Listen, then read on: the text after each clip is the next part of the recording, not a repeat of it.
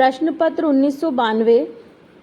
महोदया, देश में जो सरकार की आय होती है, अगर उसका अधिकतम भाग सरकारी कर्मचारियों के वेतन पर ही चला जाएगा तो इस तरह से देश में महंगाई बढ़ती ही चली जाएगी।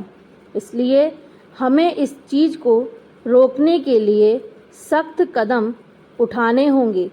आज देश में जो लोग काला धंधा करते हैं उनके साथ सख्ती से निपटना होगा और जो बड़े व्यापारी हैं उनके साथ भी सख्ती बरतनी होगी।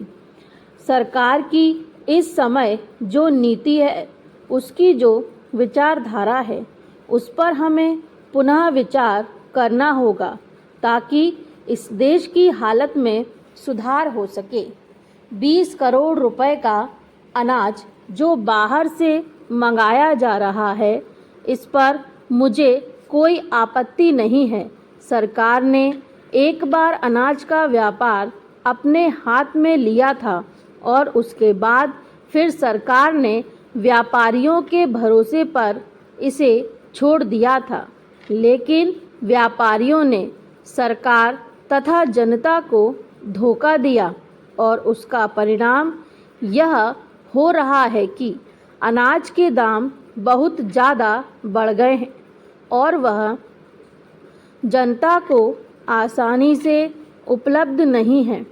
इस संबंध में मैं सरकार ने अभी तक जो कदम उठाए हैं वे भी सहायक सिद्ध नहीं हुए हैं। महोदया, अभी हमारे कई सदस्यों ने कहा कि सरकार बाहर से इतना अनाज मंगाने पर जो धन खर्च कर रही है, उस धन को अगर हमारे देश के किसानों को दे देती तो हमारे देश के किसान अनाज का उत्पादन बढ़ाते और हमको दूसरे देशों का मुंह नहीं देखना पड़ता।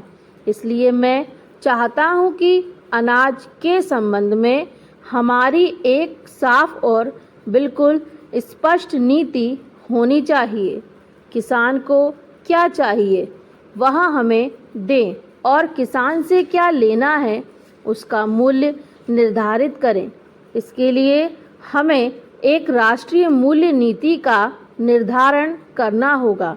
किसान का क्या खर्च होता है अनाज उत्पादन करने में और उसको किस भाव पर दूसरी चीज़ें मिलती हैं, इन दोनों में तालमेल होना चाहिए।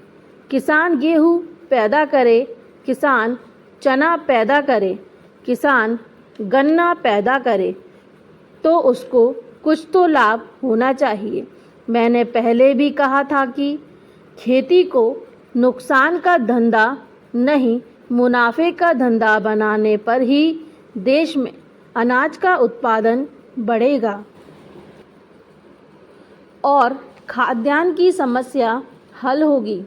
इसके साथ ही किसान को सीमेंट, खाद, डीजल उचित दामों पर मिले, इसके लिए सरकार के वितरण की व्यवस्था अपने हाथ में लें, तभी हमें इस काम में सफलता मिल सकती है, अन्यथा नहीं।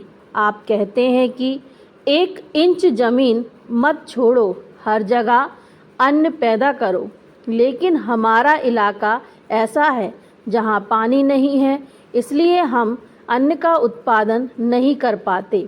इसके लिए हमें सिंचाई की योजनाएं बनानी पड़ेंगी। पानी जहाँ से मिल सके वहाँ से लेना होगा। ऐसा करने के लिए हमें इन सारी समस्याओं पर बड़ी गहराई के साथ विचार करना होगा। इसे केवल राज्य सरकार पर छोड़ देने से काम नहीं चलेगा और हमारी अन्न की समस्या का स्थायी समाधान भी नहीं हो सकेगा। स्टॉप।